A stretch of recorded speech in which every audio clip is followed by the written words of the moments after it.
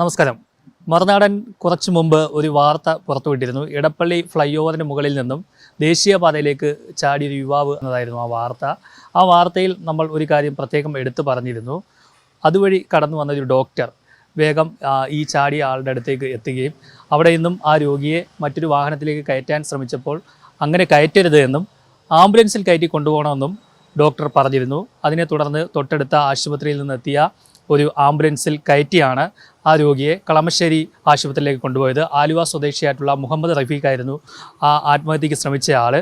എന്തായാലും ആ രോഗിക്കൊപ്പം ആ ഡോക്ടർ കൂടി കളമശ്ശേരി ആശുപത്രിയിലേക്ക് പോയി, മെഡിക്കൽ കോളേജ് ആശുപത്രിയിലേക്ക് പോയി ഡോക്ടർമാർക്ക് വേണ്ട നിർദ്ദേശങ്ങളൊക്കെ നൽകി പിന്നീട് തിരികെ ഇടപ്പള്ളിയിലെത്തി ഡോക്ടറുടെ വാഹനത്തിൽ തിരികെ ചോദനിക്കരയിലെ ഫാമിലി ഹെൽത്ത് സെൻ്ററിലേക്ക് എത്തിയിരുന്നു. എന്തായാലും ഡോക്ടർ ശ്രീകല CN നമ്മോടൊപ്പം ചേരുകയാണ്. ഡോക്ടർ, നമുക്ക് കേട്ടുകേൾവി ഇല്ലാത്തൊരു സാധനമാണ്. കാരണം ഡോക്ടർമാർ ഇങ്ങനെ ഒരു രോഗി ഒരാൾ ആക്സിഡൻറ്റിൽ കിടക്കുമ്പം ആ ആംബുലൻസിൽ കയറി കൊണ്ടുപോകുക എന്നുള്ളത് ഒരു അത്ഭുതമാണ്. എന്താണ് അങ്ങനെ തോന്നിയത്? എനിക്ക് അത് കണ്ടപ്പോൾ വേണ്ട ഒരു സഹായം ചെയ്യാന്നുള്ളത് മാത്രമേ ഉദ്ദേശിച്ചിട്ടുള്ളൂ. പിന്നെ അത് ഹിസ്റ്ററി ഫോൾ ഫ്രം ഹൈറ്റ് ആണല്ലോ, അത്യാവശ്യം മുകളിൽ നിന്നാണല്ലോ വീണിട്ടുള്ളത്. അപ്പോൾ എന്തെങ്കിലും സ്പൈനൽ ഫ്രാക്ചറിനൊക്കെ എന്തെങ്കിലും സാധ്യത, പെൽവിക് ഫ്രാക്ചറിനൊക്കെ സാധ്യത ഉണ്ടാവുമെന്ന് തോന്നി. അതുകൊണ്ടാണ് ഇപ്പോൾ ആംബുലൻസിൽ എന്തെങ്കിലും സ്പൈനൽ ബോർഡൊക്കെ വിത്ത് ആംബുലൻസിലൊക്കെ ഉണ്ടാവാറുണ്ട് സ്പൈനൽ ബോർഡ്. അങ്ങനെ എന്തെങ്കിലും ഉണ്ടെങ്കിൽ തന്നെ പിന്നെ ഷിഫ്റ്റ് ചെയ്യാൻ എളുപ്പമാണല്ലോ എന്ന് വിചാരിച്ചിട്ടാണ് ആംബുലൻസിന് വേണ്ടിയിട്ടൊന്ന് വെയിറ്റ് ചെയ്തത്. അപ്പോൾ പിന്നെ അങ്ങോട്ട് ഷിഫ്റ്റ് ചെയ്തു. പിന്നെ ബാക്കി വൈറ്റൽസ് ഒക്കെ സ്റ്റേബിളായിരുന്നു. പേഷ്യൻ്റ് അതുവരെ റെസ്പോണ്ട് ചെയ്യുന്നുണ്ടായിരുന്നു. വേറെ വോമിറ്റിങ്ങോ അങ്ങനെ വേറെ പ്രശ്നങ്ങളുണ്ടായിരുന്നില്ല.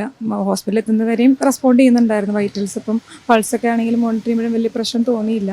എന്തൊക്കെ ആൾക്ക് പരിക്ക് പറ്റിയത്? പരിക്കിൽ ചെറിയ മൈനർ ഫ്രാക്ചറുകൾ ഉണ്ടായിരുന്നു. ഒരു കൂടി കയ്യിലൊരു ഫ്രാക്ചറും പിന്നെ കാലിൽ ഫ്രാക്ചർ ഉള്ളതായിട്ട് തോന്നി. പിന്നെ മൈനറായിട്ടുള്ള കുറേ അബറേഷൻസ്, ചെറിയ മുറിവുകളൊക്കെ ഉണ്ടായിരുന്നു.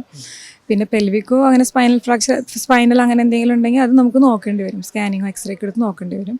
പിന്നെ എന്തായാലും ഹെഡിന് CT എടുക്കേണ്ടി വരും. ബ്രെയിൻ എന്തെങ്കിലും ബ്ലീഡ് എന്തെങ്കിലും ഉണ്ടോ എന്ന് അറിയാനായിട്ട് CT ബ്രെയിൻ എടുത്ത് നോക്കേണ്ടി വരും.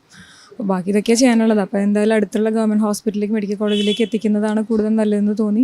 അപ്പോൾ ആംബുലൻസിൽ നമുക്കിപ്പോൾ ഓൾറെഡി 108 ഉണ്ടായിരുന്നു. പക്ഷേ കാക്കനാട് നിന്ന് വരാനായിട്ട് സമയമെടുക്കുമെന്ന് പറഞ്ഞു. അതുകൊണ്ടാണ് തൊട്ടടുത്തുള്ള ഹോസ്പിറ്റലിൽ നിന്നുള്ള ആംബുലൻസ് വിളിച്ചത്.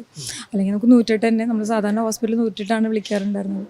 സമയം എടുക്കുന്നത് കൊണ്ട് അടുത്തുള്ള ഹോസ്പിറ്റലിൽ നിന്ന് ആംബുലൻസ് അത് പോലീസുകാരൻ തന്നെയാണ് അറേഞ്ച് ചെയ്തത്. ഇതിനകത്തേക്ക് കയറി പോകാൻ എങ്ങനെയാണ് തോന്നിയത്? കയറി പോകാൻ തോന്നുന്നത് എന്താണെന്ന് വെച്ചാൽ പേഷ്യൻറ്റിന് വേറെ ബൈസ്റ്റാൻഡേഴ്സ് ആരും ഇല്ലല്ലോ. അപ്പോൾ അതിനിടയ്ക്ക് ഇനിയിപ്പോൾ എന്തെങ്കിലും ബുദ്ധിമുട്ട് എന്തെങ്കിലും വരുവാണെങ്കിൽ നമുക്ക് മാക്സിമം എല്ലാവർക്കും ഈ എന്തെങ്കിലും CPR അങ്ങനെ എന്തെങ്കിലും ആവശ്യം വരുന്നത് എല്ലാവരും ഒരു അവയർനെസ് ഉണ്ടായിരിക്കേണ്ടതാണ്. ഇനി എന്തെങ്കിലും എമർജൻസി വരുവാൻ സാധ്യതയുണ്ടോ എന്ന് നമുക്ക് പറയാൻ പറ്റില്ലല്ലോ, ഉറപ്പ് പറയാൻ പറ്റില്ലല്ലോ. അതുകൊണ്ടാണ് ജസ്റ്റ് കയറിയത്. എന്തെങ്കിലും എമർജൻസി എനിക്ക് പറ്റുന്ന രീതിയിൽ എന്തെങ്കിലും ചെയ്യാൻ പറ്റുവാണെങ്കിൽ ചെയ്യാമെന്ന് വിചാരിച്ചിട്ട്. പിന്നീട് ഹോസ്പിറ്റലിൽ എത്തിയിട്ട് ഡോക്ടർമാർക്ക് ഹാൻഡ് ഓവർ ചെയ്യും.